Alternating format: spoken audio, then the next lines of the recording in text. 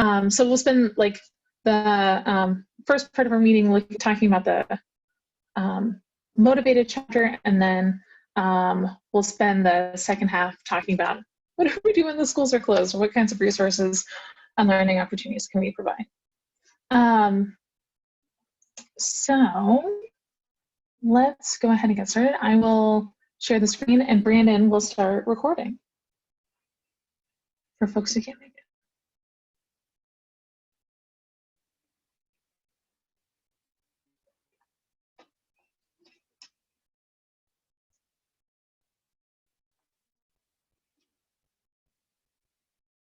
So yeah, I already kind of talked about this. Our next meeting on the agenda, I want to point out at the end, is that our next meeting is scheduled for a Thursday night for April 30th from 5 to 6:30 p.m. And yeah, so that's when we'll meet next, and we'll be reading the next chapter in the book about accountability.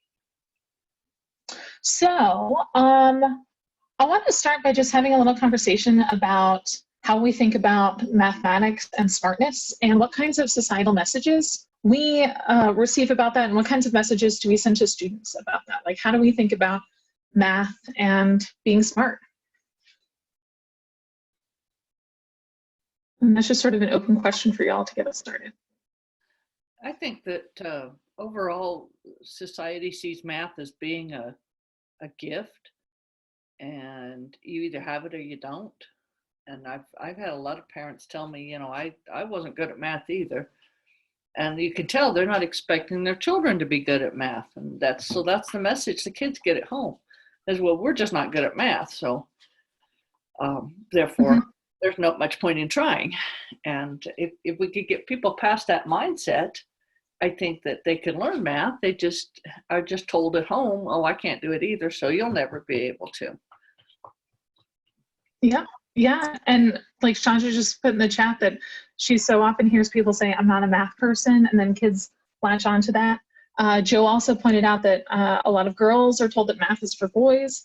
So we think that like math is this like static thing that either you're a math person or you're not, and that like boys are better at it than girls. And what other kinds of things do we hear about math and smartness? I know that when I was growing up and even working in a middle school, I've heard a lot of kids say, well, if I'm not good at math, then I'm just a dumb kid. Like, smart kids are good at math. And so I had a student, and I mean, again, I work with really low students. He couldn't count past 14 when I started with him.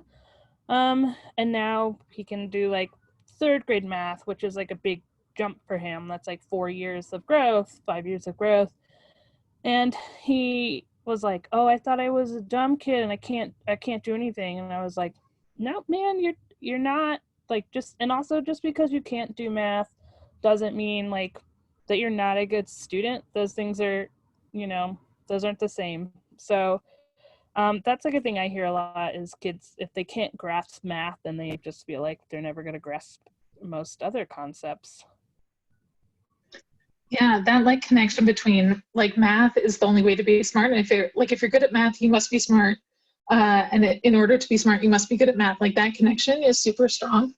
And all of this, like, a lot of this dates back to the Cold War, weirdly.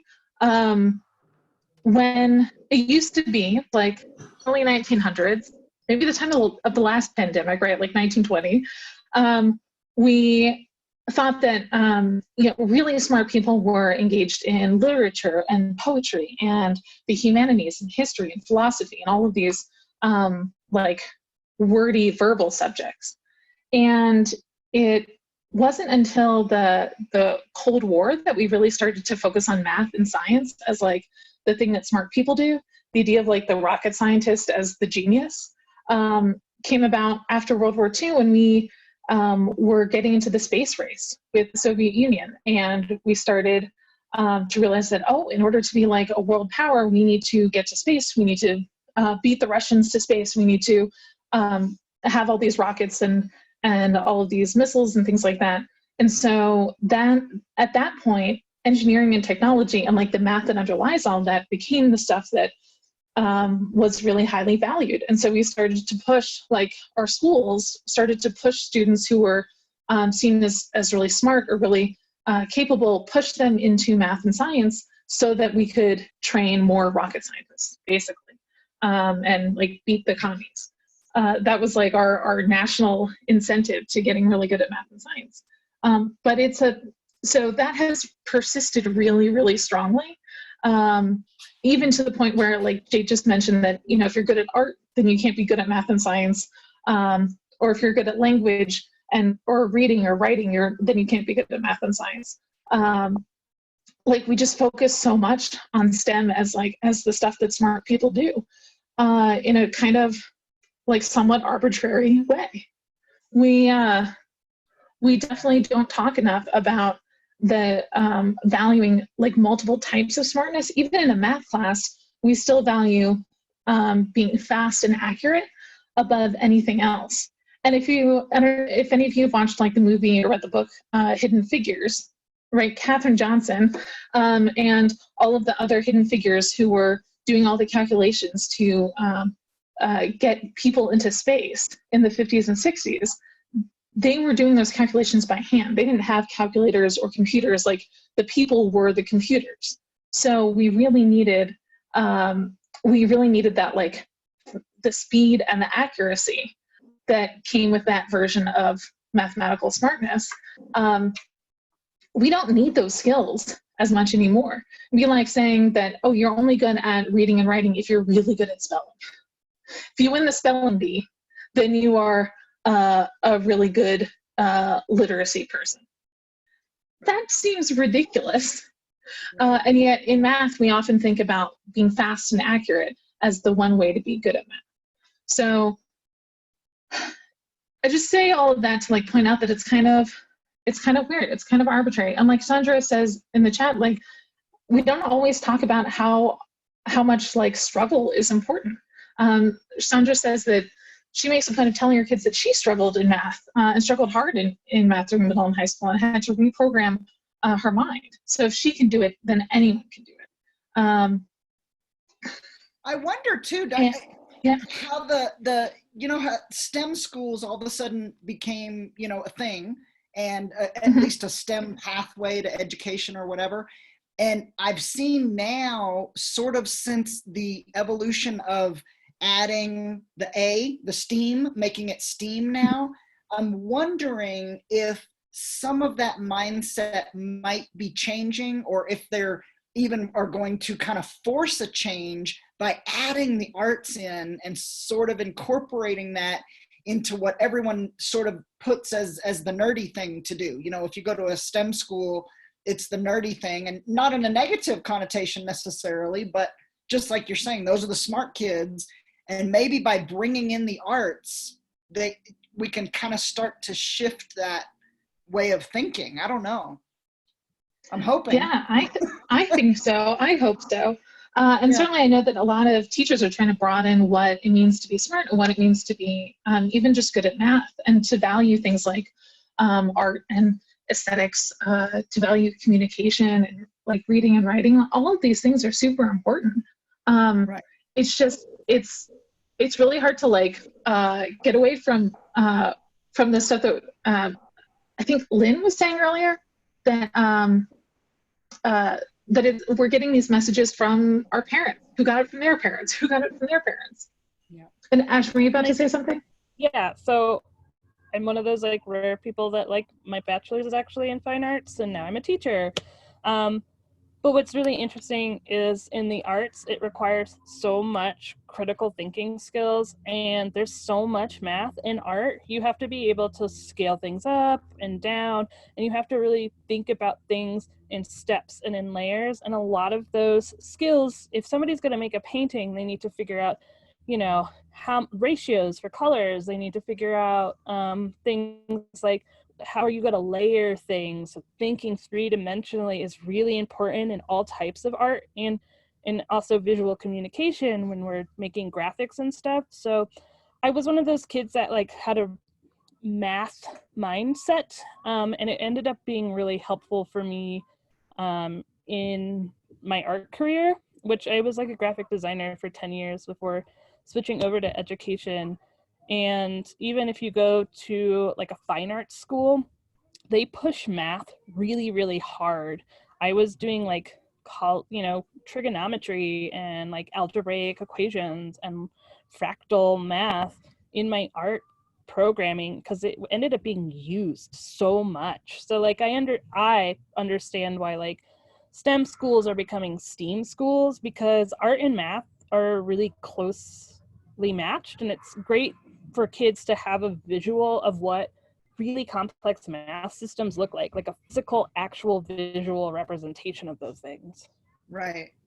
And I think, Ash, to go along with that, kids who are good at art and they get that, they don't realize the connection that they're making because they really are thinking mathematically, but they don't see that. They think they're just being artistic. And the thinking is the same.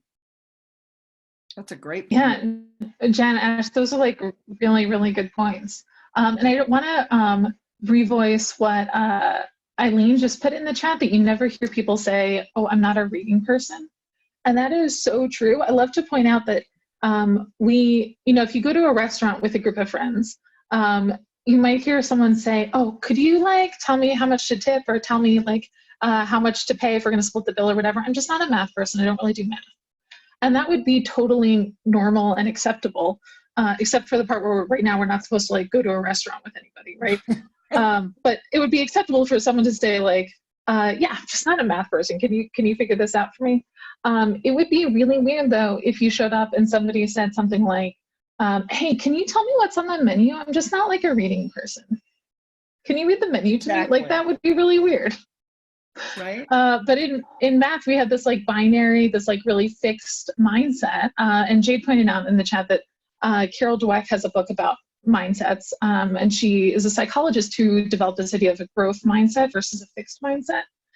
In math in particular, we have this idea that it's a fixed mindset, just like a binary, like you're good at math or you're not, and you can do it or you can't, as opposed to thinking about like a growth mindset where if you work hard at something, we can get better at it, and we can learn more about it, and we can continue to like grow our skill.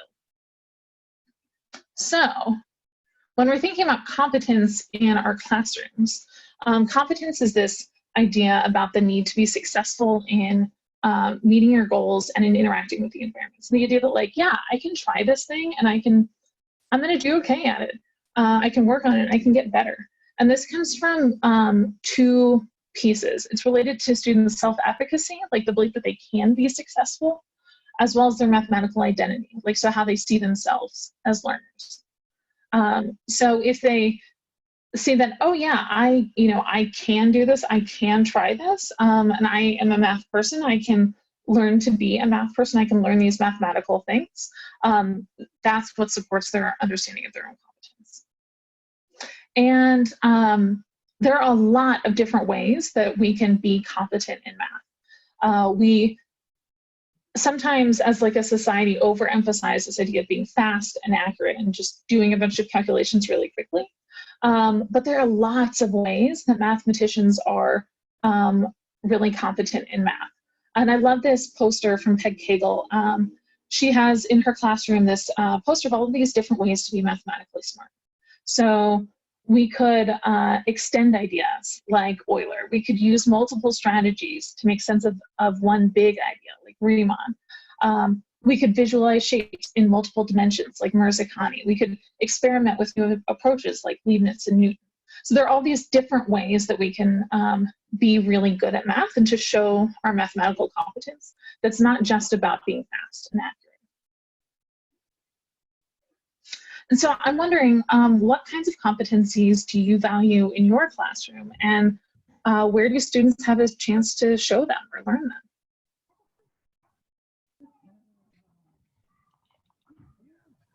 I know in my class, what I care most about my students doing is them just trying to do the steps of math. I'm not necessarily concerned with the answer that they get right away, but just saying that, are they able to take the steps and making attempts? If I have a kid that can do all of his multiplication tables in a minute and a half. I don't really care so much about his root memorization as much as the kid who is trying to figure out a two-step addition problem. And if they can actually map it out and get all the way through it, even if they find a snag, being able to go back through and then work from there. That's the part that I care about in my math classes that I have with my students. Mm-hmm. Yeah, that process is super important. What other kinds of competencies do you care about?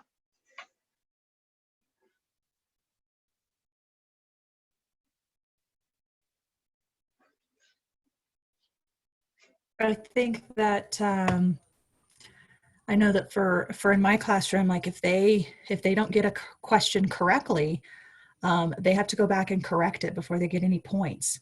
But it's also building that where they have to actually go back and look at that problem themselves, trying to figure out where their error is and build up that confidence that they can do that math and they can be successful and they can get 100%.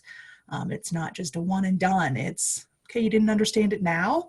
Well, let's try again and let's build that success for students.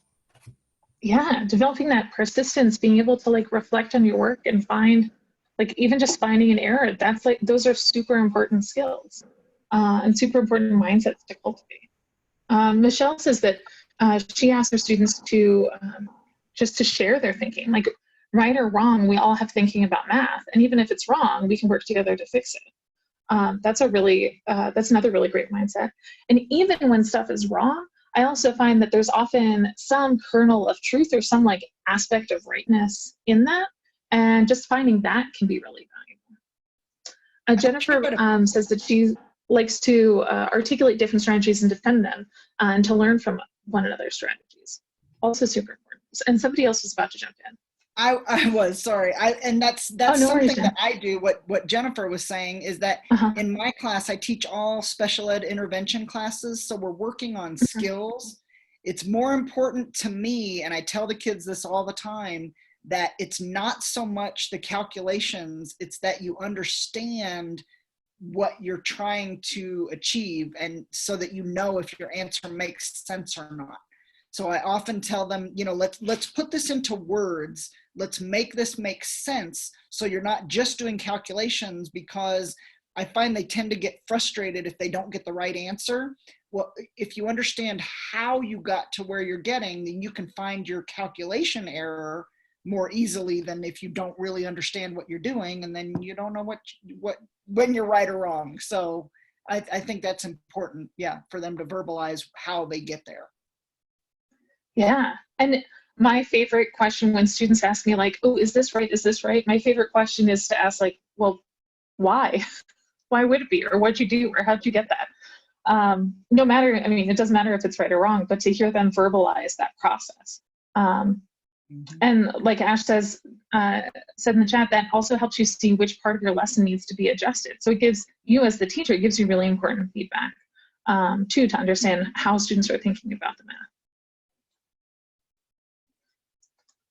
So this is also really related to the idea of status. And status has kind of like, or there are two main flavors of status. You could think about it in a lot of different ways, but two of the really important features of status are students' academic status. So their perception of their own academic capability, like the smart kids or the fast kids, the high kids, versus like the low kids or the slow kids or whatever. But there's also social status, which is about students' social desirability. So like the popular kids versus the nerdy kids.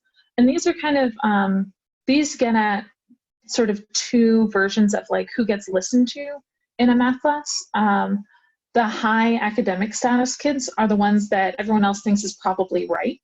And the high social status kids are the ones that kids listen to like socially, and that they'll follow along with whatever their ideas are that are not necessarily related to math. When we have a really narrow set of competencies that we value, that exacerbates the status differences. So if what we really care about in math, or what we communicate to kids is important in math, is about being fast and accurate, then we get this like really wide differential between the students who are fast and who have a high academic status and the students who aren't as fast or aren't as accurate and have a lower academic status. And so, and this creates a situation where the low status students can feel left out, whereas the high status students feel the pressure to always be right because they have to live up to the expectation. Whether they're high status or low status, they still have to live up to that expectation of them. So it's not really good for anybody when we have these big status differentials in a math class. I want to think now about like the kids on your roster, and in what ways are your students mathematically smart, especially for the ones that are struggling or maybe have a low status. What competencies do they have, and how could you support them in building out and like valuing and building up their competence and confidence? Words are hard today.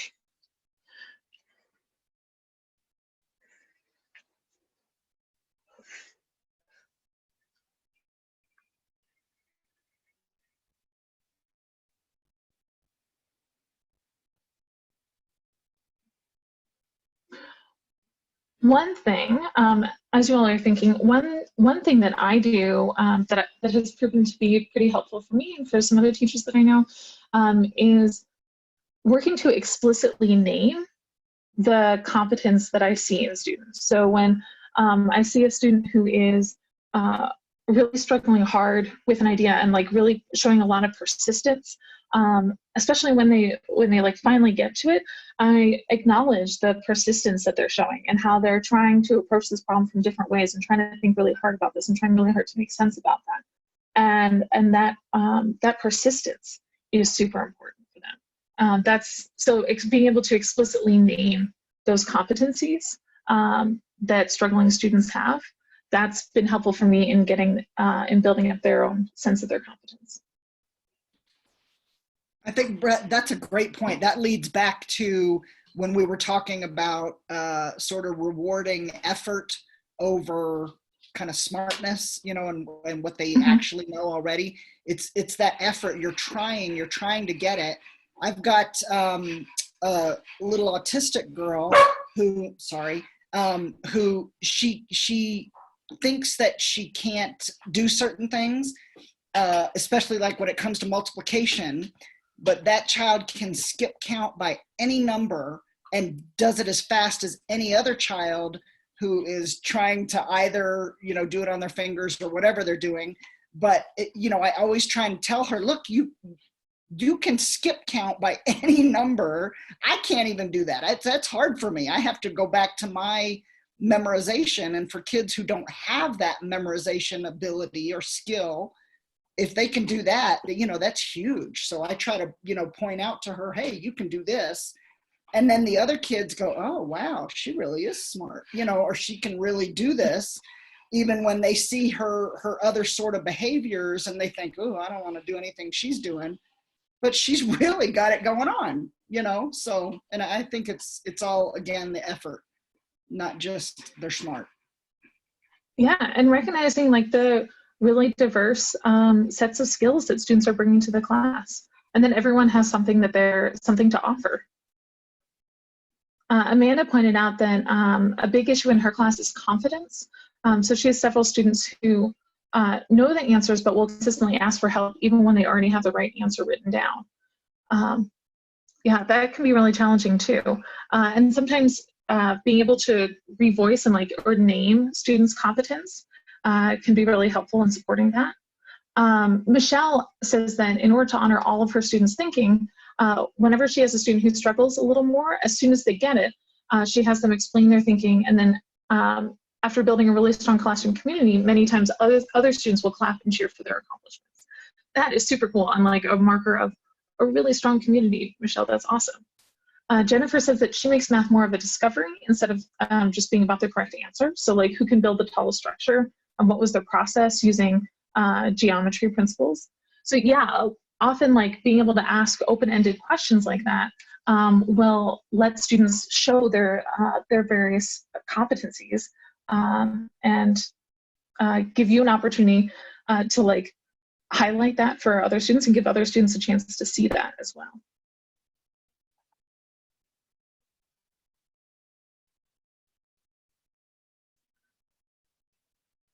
So I want to talk a little bit about a really typical math discussion structure that happens in a lot of classrooms that reinforces this idea that competence is about being fast and accurate.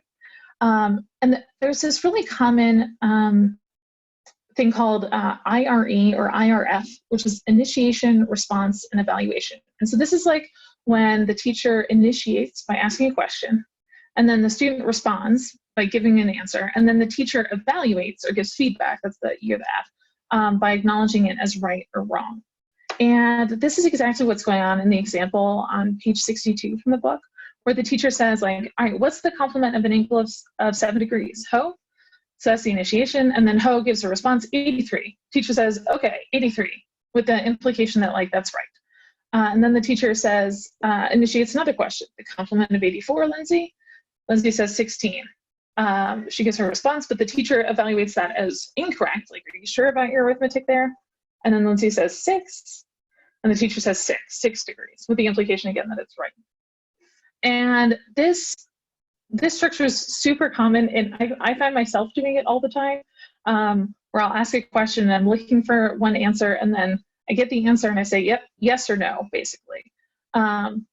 And that makes it really hard to look for other types of competence, because it becomes so much about what the answer is instead of just, or instead of thinking about like the process. There's not any room in here to really understand the process. So I want to highlight these other structures that can expand competence. A lot of these are stuff that some of you had already mentioned.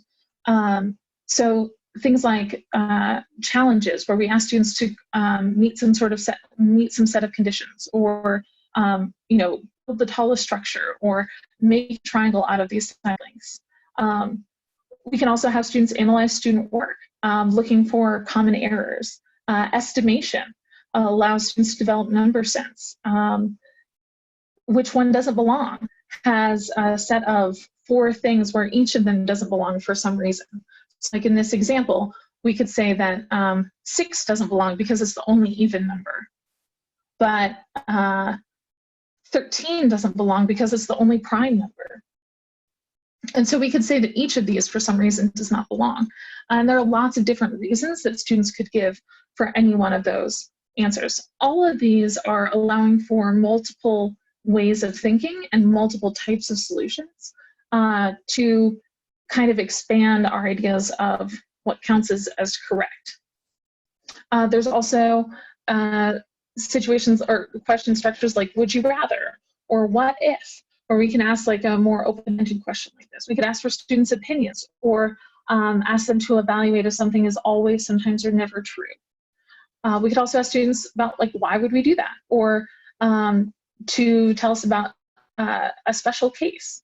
All of these give a low floor where everyone can give some sort of response, some sort of answer that shows some mathematical competence, and a high ceiling where no one is going to come up with the most complete, full set of explanations and understand all of it in its total entirety. It takes multiple students' ideas and multiple students' perspectives to really understand it deeply.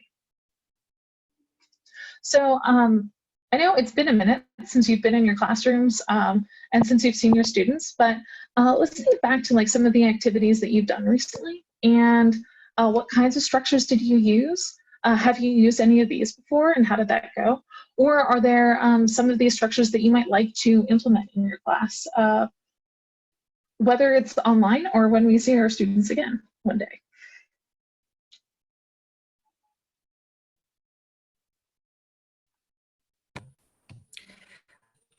Last year, our school did a really big push with estimation.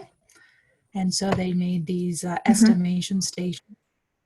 And so in the middle school, I would, they'd give us a jar with however many, items in it. And the kids would get to do their initial guess. And then it would prompt us then the next day to have some further discussion of why they were estimating a certain way. And then we'd be able to maybe count. We did some mean, median, and mode with it of let's separate out these colors. And if this averages this, would you change your estimation now? And I allowed them to kind of make some changes and estimation after discussion. And we just did it. It was a once a week type of a thing. And, you know, the kids had a lot of fun with it, but it really helps with their number sense. Yeah. And there are so many different ways that we could estimate. That some students might, you know, round everything to the nearest 10. Others might round to the nearest 5. Others might, you know, do something else. And there are so many different ways and so many different strategies that we can. It's really cool when students think about the same thing, but a little bit differently. Mm-hmm. Thanks, Tiffany. And being able to discuss it and figure out, oh, well, they weren't wrong. It was just a different way of estimating. Exactly.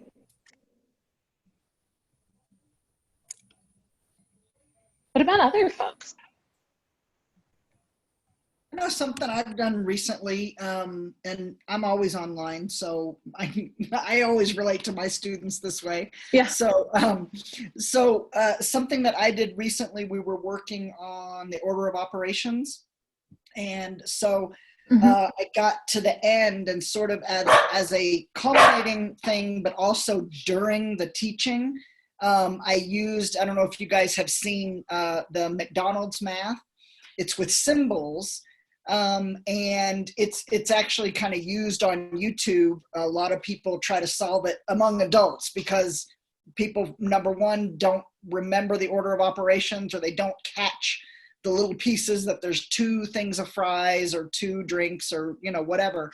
So, but I work that with my kids so that I could, first of all, get their thinking on it.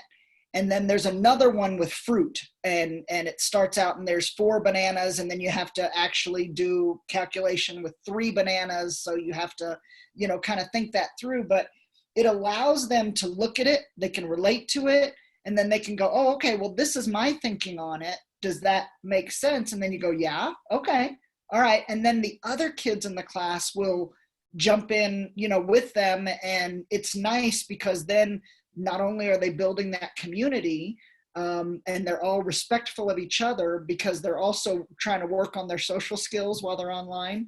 And, you know, so they send, oh, great job. That was good thinking. And, you know, little thumbs up and smiley faces to each other. And, you know, it's just a really good thing. And then you see the evolution of their thought, and you're able to do that. And it does still work online, you know. I mean, everything I do is online. So, yeah.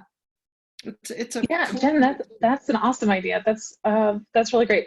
And those are the kinds of things that, you know, start like circling around Facebook or other social media, and everyone's getting into like debates about what the answer is. Yes, yeah, which is be funny really fun to like. because, yeah, and then you teach it to a class of kids, and they, you know, at first they might get the other answer, but then when you go through it, and you talk, okay, we just did the order of operations. This is multiplication comes after the addition. How do we do that? You know, because it wouldn't work that way. And that, you know, a lot of and I kept explaining to my kids also, I said, you know what, this is on YouTube, and a lot of adults cannot do this. So just by you thinking it through, you're doing a great job. You're using some great skills. And they're like, wow, really? Adults can't do this? No, they can't. So, you know, you just keep working at it. And so it was a really good activity. It was fun too. Yeah, and it turns out that there are lots of things that adults can't do. Right? The kids are great at. Yes. Yeah. And Michelle and Joe pointed out in the chat, they talked about doing think, pair, share, and where students, you know, get a minute to think, and then they pair with a partner and share their thinking.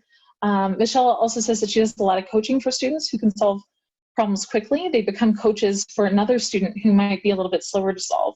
And students love this, and lower students can become coaches too, and that really boosts their confidence. Lottie also points out that teaching addition, subtraction to kindergartners, she gave them numbers or a number of objects to start with, and then had them make an equation and show their work. And so then they all share their different answers. So allowing for that like creation and for explanations across students, those are all super, super important. And Yeah. Oh, I also wanted to point out that this idea of like a think, pair, share that Michelle suggested, that can be really, that reminds me of Amanda's question from a little while ago about supporting students' confidence. Often being able to explain something to the person sitting next to you, or being able to talk about something with the person sitting next to you, that's a better way to build confidence. Because then, okay, well, if I know that my partner thinks that this is okay, then I can say it out loud to the whole class, or then I think maybe I'm on the right track. And so it can, that can be a way to help build students' confidence. Excellent. So that is kind of a wrap on the chapter. Unless there are any, I'll leave a minute for any other thoughts about supporting students' competence, but then we can turn to thinking about what do we do now that the schools are closed, for those of us who are not used to being online. Any other last thoughts here?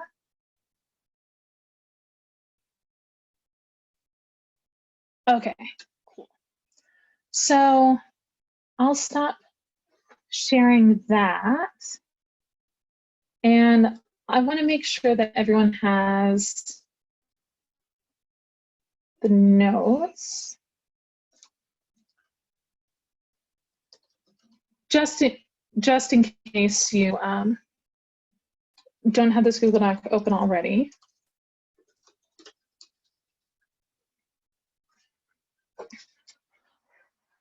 So right now, a lot of us are moving online for the first time. And so Jen, and if anyone else has experience teaching online, we will definitely be drawing on your expertise. For those of you who are normally teaching in person, but who are moving online, I'm wondering, where are you? I've heard, or at the start of the meeting, a few folks said that you've got like this week is spring break and next week to finish planning and get stuff to parents. And then the week after that, things are going to be online for a couple weeks. I'm wondering, is that like pretty consistent, or are there other expectations that you all know about so far?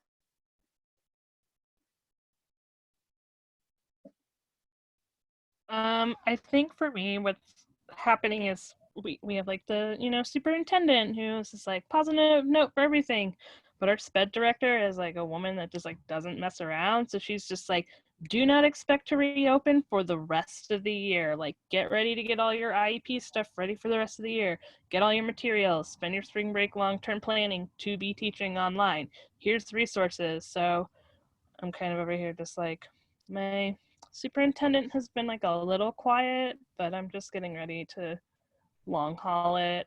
So I know that me and the other SPED teachers right now are kind of just like,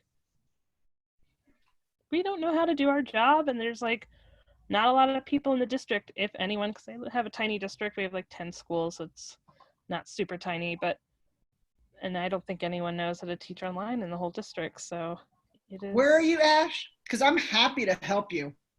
I'm in Garfield, our RE2 school district, so I'm on the western slope, and like I honestly truly do not think we have anybody in our actual district that teaches online. We do have a Bosie's AU over us that probably does, but they're serving, from Glenwood all the way to the Utah border. So it's like there's probably one person for that large a geographical area. So any help that I can get, any help that my program or my other SPED teachers or anyone could get would be very helpful. No, just let me know, seriously, because I've been doing interventions. I've got SSN programs that I do completely online. I do all my IEP meetings, everything online, and I have for years. So yeah, if you need anything, I'm happy to help. Will you put your email in the chat, and then I'll just send one off?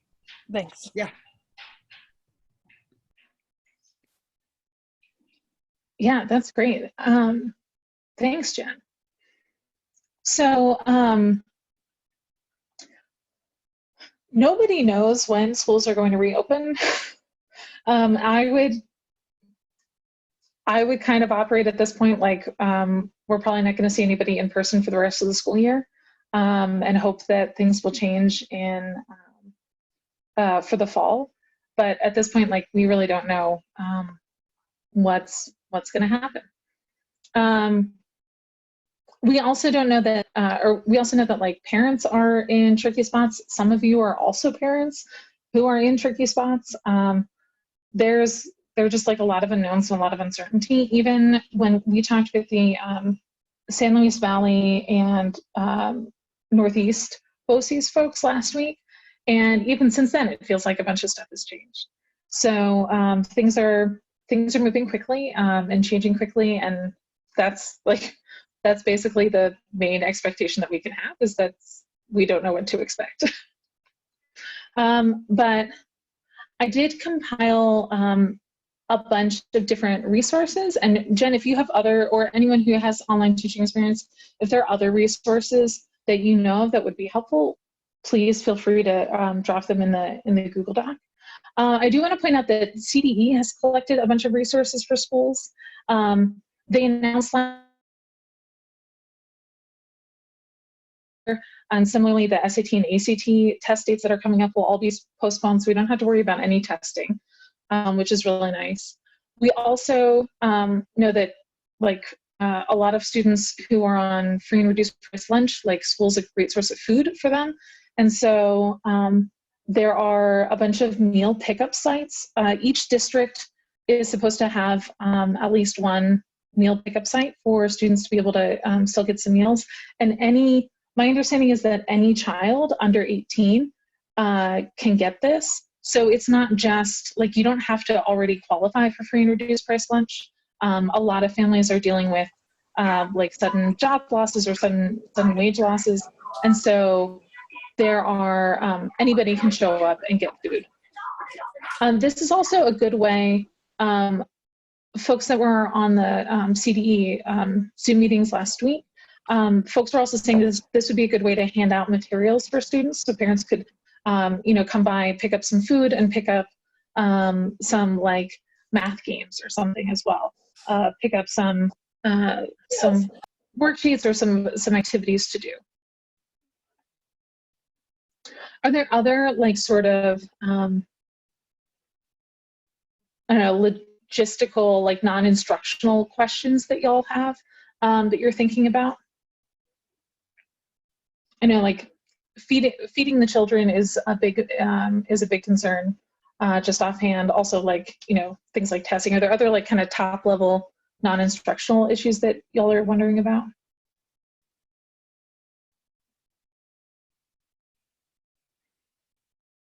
Okay, cool. CDE has also put together. Joe asked, should we concentrate on review or continue with the scheduled curriculum? That is a great question, Joe. That's a really good question. So, we talked about that too, right, Brett? Yeah. We had talked about that. Yeah. The main consensus that I've heard is that if we're transitioning from in-person to online, we have to recalibrate our expectations for what is even possible. In terms of like new learning, there's a learning curve to just figure out how to learn online and how to teach online. And so if we're not used to that already, we're kind of limited in what we can do in just a couple months of working online. Also, like beyond that, there are a ton of concerns about like, okay, well, do students have devices? Do students have internet access? Do they have their own device, or do they have to share with siblings or parents? Do they have like sudden childcare responsibilities if their parents have to work or take care of other things, or if somebody gets sick? Like there are just lots of things that are up in the air right now for students and parents. And so we can't expect to just continue like business as usual. We'll just keep on keeping on with the scheduled curriculum. I would first, like my advice first would be to make sure that your needs and that your students' like basic needs are taken care of in terms of like health and safety and like basic well-being. And then beyond that, to think about providing some interesting learning opportunities for students that might be a little bit more review, or might be a little bit more like thinking out of the box, and a little bit less of trying to do new material. The nice thing, I guess, is that everyone is in the same boat. We are all going to have to deal with this next year. And so whether that means that like the 5th grade teachers can't expect that all of the 4th grade curriculum was covered. And the 6th grade teachers can't assume that all of the 5th grade material was covered. Like, we're all in the same boat, and so we're all going to have to deal with that. And so it's okay if we don't get to everything anymore. Like, something we just else have to be okay remember, with it. Brett, when students are learning from home, one of the benefits to learning from home is that you can do it anytime.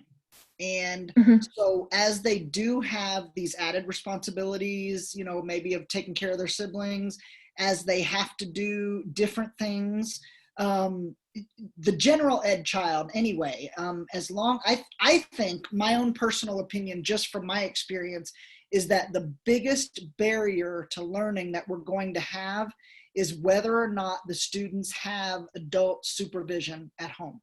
Because it is the rare child, even up through high school, who can school themselves and can have that self-discipline to do it. As far as special education kids, that it's a whole different realm. If they don't have support and supervision at home, it's a disaster, literally.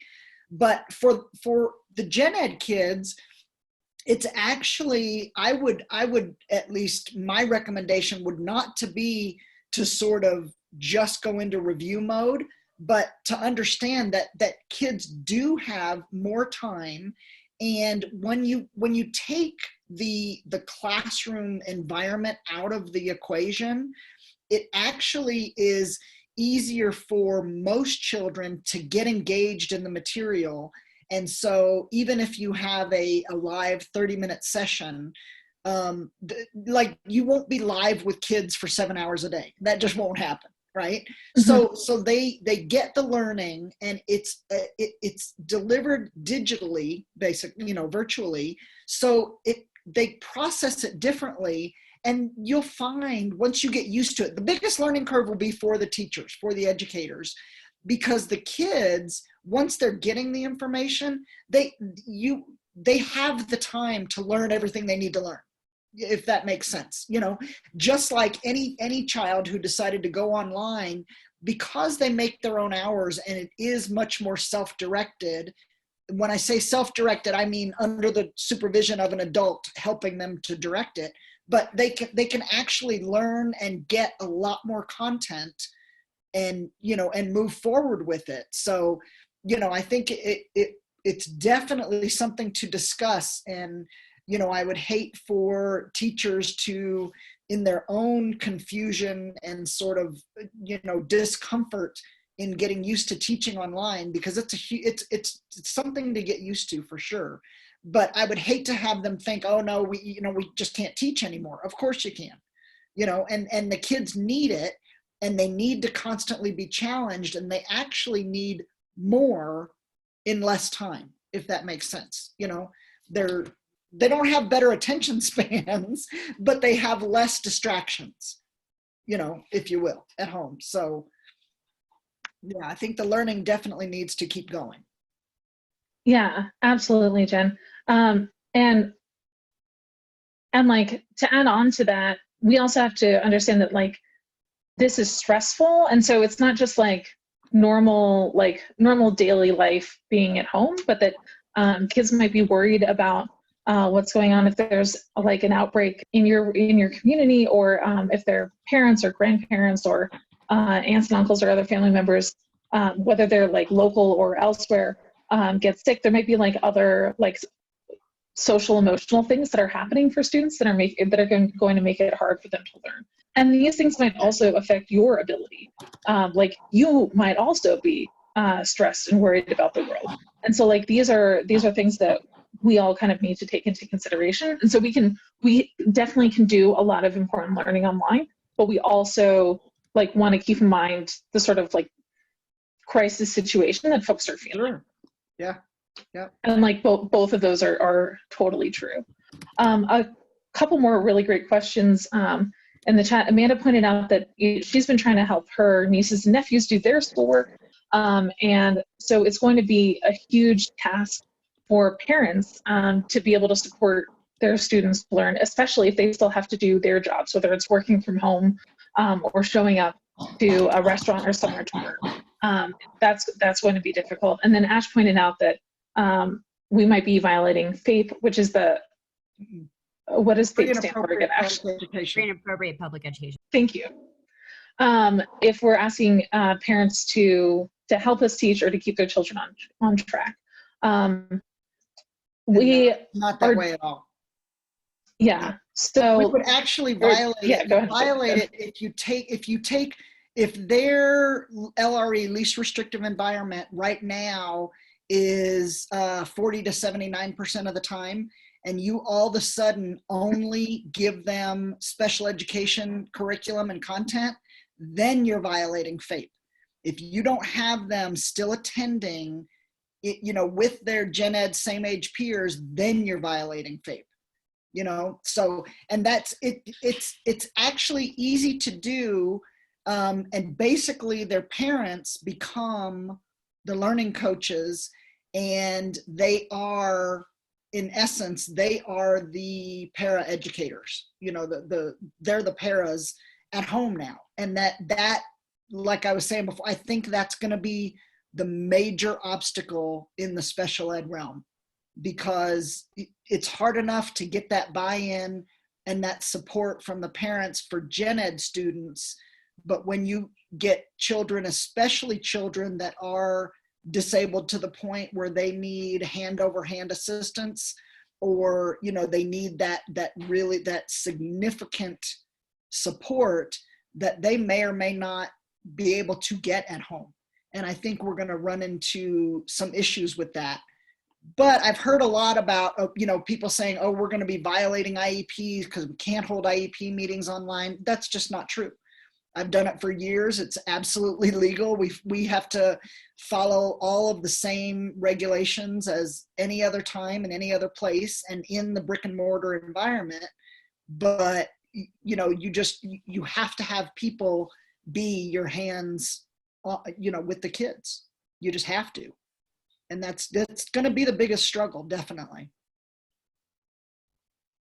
Yeah, and so part of the challenge is thinking about what sorts of supports do parents and other caregivers need to be able to help students, or what kinds of things can we ask of kids so that they can do it either on their own or with parental support or caregiver support.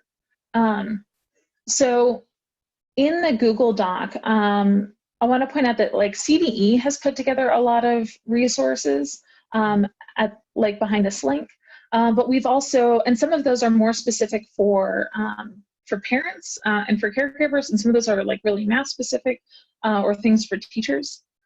There's also a variety of resources for just having students do math in an online remote learning environment. This first article or blog post is just some advice from an elementary teacher about the transition to online learning. But there's also a variety of resources and webinars from NCTM and from Desmos. Desmos has collected a bunch of activities, or developed a bunch of activities that are sorted by grade level, which are really nice for students to be able to engage in.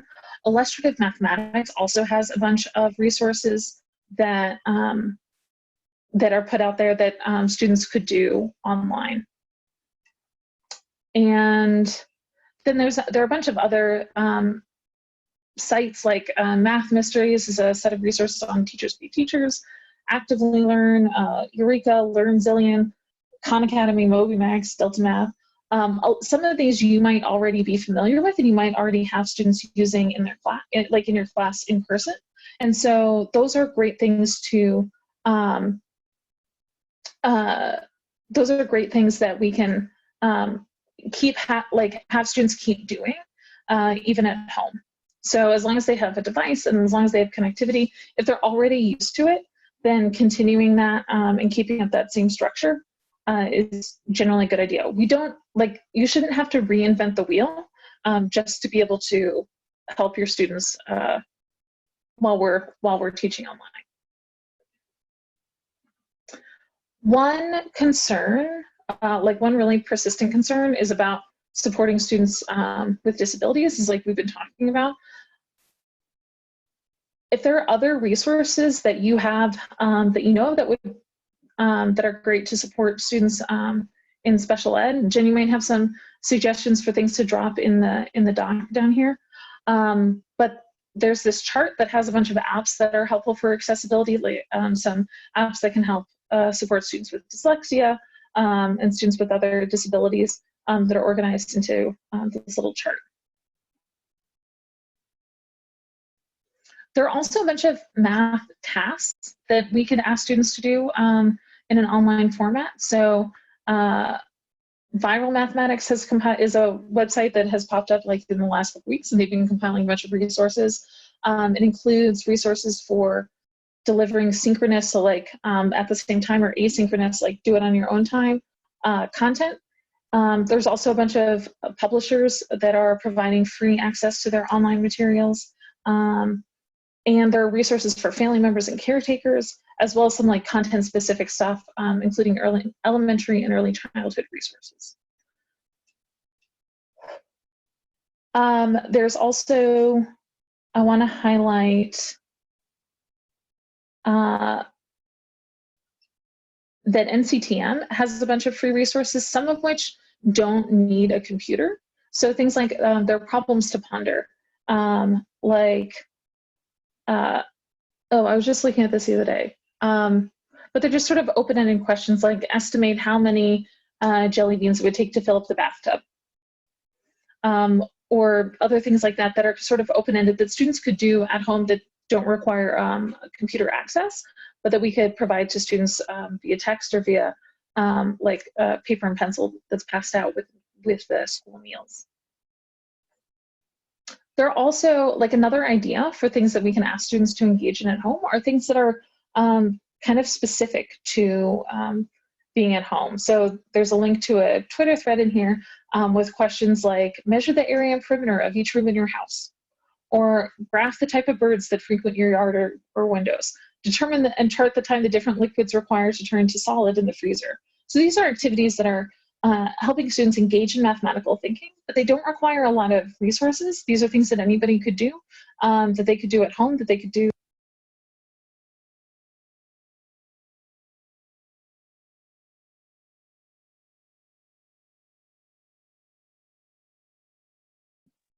Brett, we lost you. We can't hear you.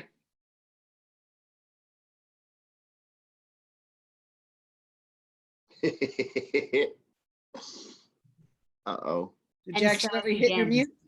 Can you hear me now? Yes. Yep. Oh, cool. Whoa, sorry about that. I don't know.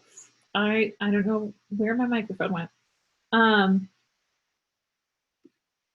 But we can ask students to engage in like mathematical thinking from their own home, the stuff that they can do only at home. So it's a way to think like sort of outside the box and try to rethink what we're asking students. Are there other resources or other questions that you have about what we can do with students?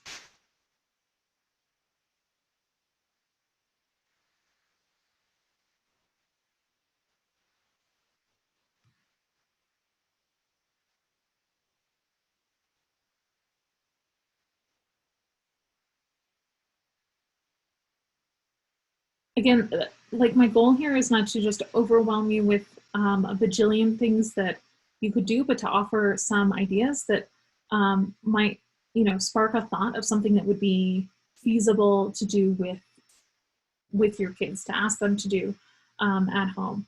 We're going to have to recalibrate our expectations of what's possible, but we can still help students engage in really important learning. Are folks worried about like students' connectivity? I know that some schools are handing out Chromebooks and things like that. Do your kids mostly have internet at home or have a device at home? Or are we thinking about like more paper pencil physical materials that we need to hand out.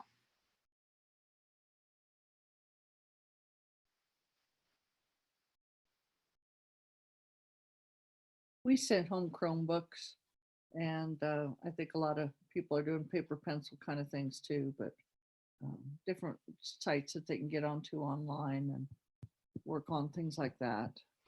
And most of us are trying to set up Zoom sessions to connect with the kids. Just so everyone knows ahead of time, because I do all of my teaching in Zoom sessions, kids that have Chromebooks are not able to access the tools for writing on the board and putting their responses. They can write in the chat, but they can't use the tools, just so you know. It's hard. Yeah, it's limited functionality in iPads, phones, Chromebooks, unless it is a full computer, those tool functions don't work. Yeah, and there are some computers that even have that. So just so you know ahead of time, it's a little bit of a barrier when you're trying to, have kids be engaged and participate. It's hard for them to do that, and sometimes they get a little frustrated with that when they can't either draw on the board or type things or whatever. So yeah.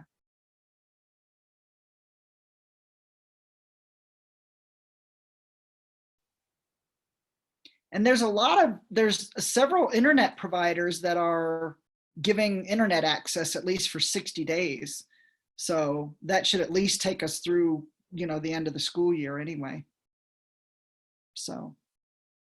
I think something else to keep in mind is that as much support as we need to give our kids, we need to give parents too, because yes, most of our parents didn't sign up to teach their kids at home or don't understand, like, if I say, well, I bookmarked Scholastic News, you're like, well, what does that mean, Yeah. So I think just being pretty explicit in the letters we send home about instruction is going to be really important too. Yes, that's huge. Oh, sorry about that, y'all. I asked a question, or I don't actually know when my Zoom froze, but it just froze, and now I'm back. Were you able to hear the conversation? Nope, totally missed. It was great. It was great. We solved all the world's problems. We're good. Excellent. Glad to hear it. Sorry, no, Eileen was just saying, which I think is a great point, is that we really need to make sure that we're supporting parents as well, because they're not used to this role. It's not what they signed on for. I know in my world, we have parents that struggle with it, and they did sign on for it. They did choose to school their children from home online, but there's a lot of parents now that no, they that's not where they're used to doing, and it's hard. It's a hard thing to do,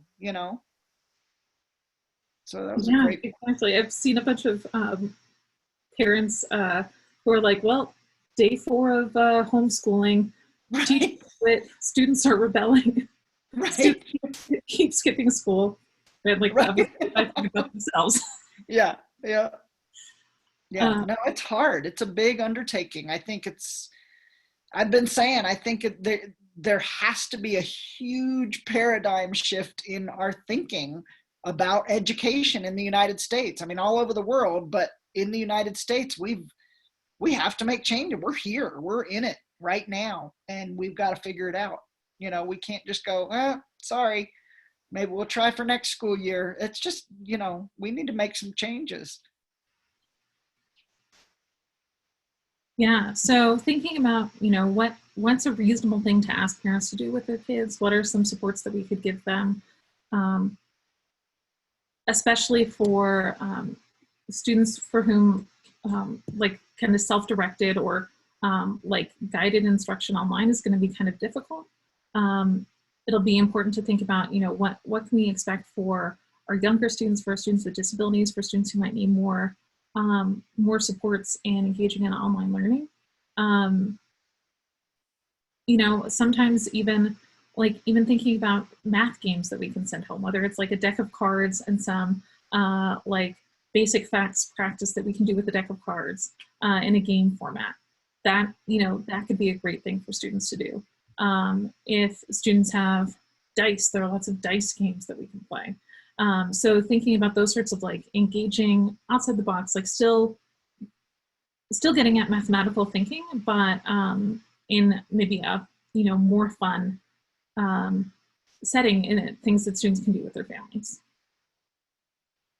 Yeah, I used to send home, like, if you have those classroom sets or whatever of like the clocks that they can manipulate, the little paper clocks, money, play money, send home all of those kind of things, and the base 10 blocks.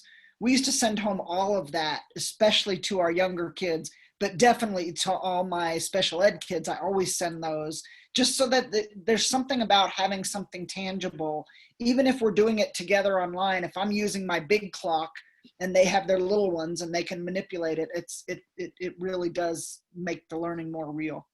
It's better. Anything you have. Yeah. Well, and if you don't have those, that's okay too. Like if you don't have those, or you don't have time to like pack up little packets for all of your kids, that's fine. We're going to do the best we can with what we have, and we just have to be okay with that. I know that as teachers, we want to do things like really, really well for our students. We want to be really perfect. We want to just like bend over backwards to make it happen. But we also have to acknowledge, like, this is a stressful time for all of us. And I've said that about 18 times in the last like 20 minutes, I know, but it is, and we have to be okay that it might not all get done in like the, most perfect way. What other like questions or concerns or like things are worried about or wondering about in this, like as we make this transition?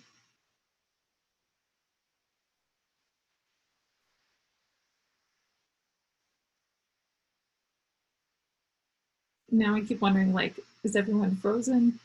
But no, I see some movement. Okay. No, I was just going to just piggyback over what you said, Brett, and also many of y'all in the room right now about keeping parents in mind about this, and keeping the goal is really just to keep students engaged, and finding something that will kind of occupy their time, but not something that's so super hard and rigorous that they're just going to shut down and not do anything. So that's the kind of goal here, and think your parents and your students better than any of us here do, and what level of support parents are able to provide if they're working or they're managing younger children at home or other household responsibilities. I would think that many of them are just like, give me like a turnkey one thing here, do this, and it's going to keep them occupied for an hour or two at a time, and then they switch over to their other classes and stuff like that. So I guess the big thing is just keep them engaged, keep it simple, and keep it fun, so that they won't lose interest in it, that kind of stuff. I've also heard from teachers that are planning to do like a couple asynchronous things that students can do on their own time each week, and then a couple synchronous things, or like holding office hours where Monday, Tuesday, Wednesday, from this time to this time, I'll be available on this Zoom link, or I'll be available in Google Classroom to like answer questions or to talk about some stuff. And then also so having a few like in-person times that are synchronous, and then a few things for students to do that are asynchronous. That might be a good way to kind of find that balance between having the like face-to-face instruction and versus like having like just letting kids go off on their own for the rest of the school year.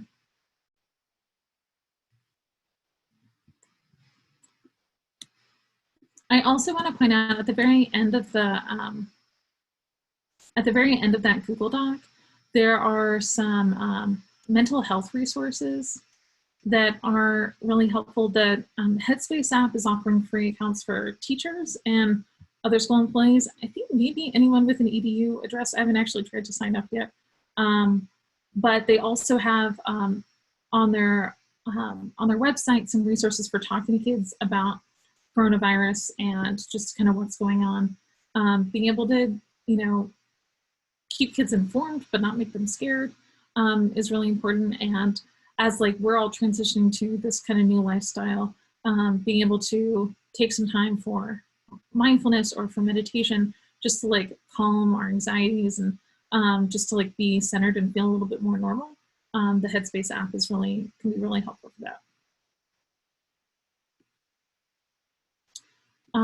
Let's see.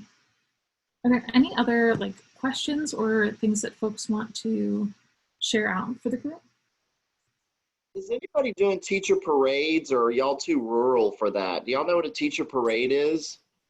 No, never heard of it. So in San Antonio, and this probably happening in some other places too. Like for example, my sister teaches elementary SPED, and so her principal and all her teachers got together because they serve by neighborhoods. So they sent a mass email out to all the parents and said, you know, Tuesday at 10 o'clock, we're going to be on this street and we're going to go to this street and this street. And the kids and their parents came out to like the end of their driveway or their sidewalk or whatever. And the teachers are they met at school and they're all driving together, one after another.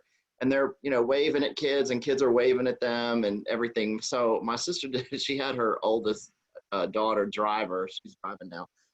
And she said it was really cool. Lots of kids came just to kind of see their teachers and all that stuff. It was really fun. They got to wave and it was a big fun. I don't know if that's feasible for any of y'all, if you want to kind of bring that up, if y'all are so rural that your kids are all over the place and it would take way too much time. But I don't know, just something fun to think about to kind of keep them, because they miss you. They do. Even the ones that don't, you wouldn't think they do miss you, but they do. Yeah, Lonnie pointed out that she made a quick video for kids where they can see her and send it. And so she sent them a quick message.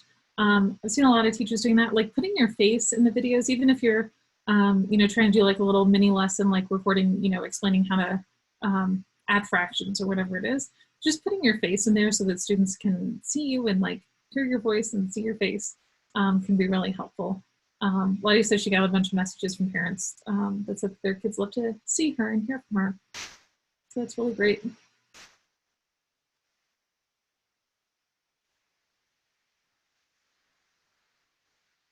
So I don't want to, if you feel like you're pretty good to go or you have like some resources to be able to start off on in a good place in a couple weeks as you go back with your students, but like I don't want to keep people here longer than necessary.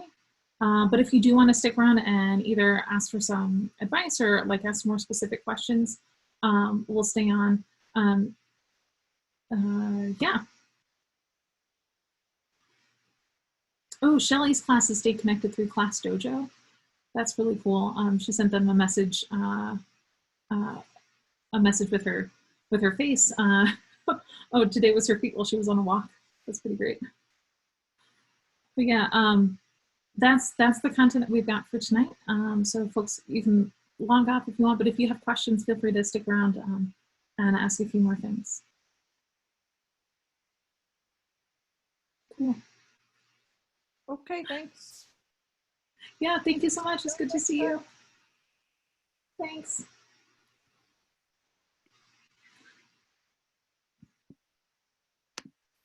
Bye, guys. Thank you.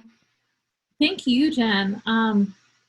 Yeah, and thanks for sharing your email in case folks have more. Oh yeah, I mean, I'm happy to help. I'm not like a pro by any means, but yeah, you know, I have been online for quite a while, so. I mean, I think you're the definition of a pro at this point. Well, you know, we'll see. We'll see.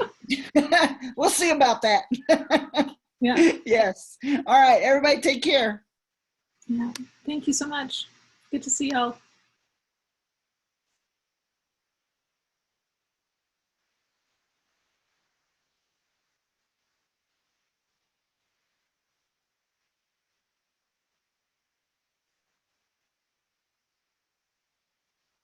So I guess we can stop the recording.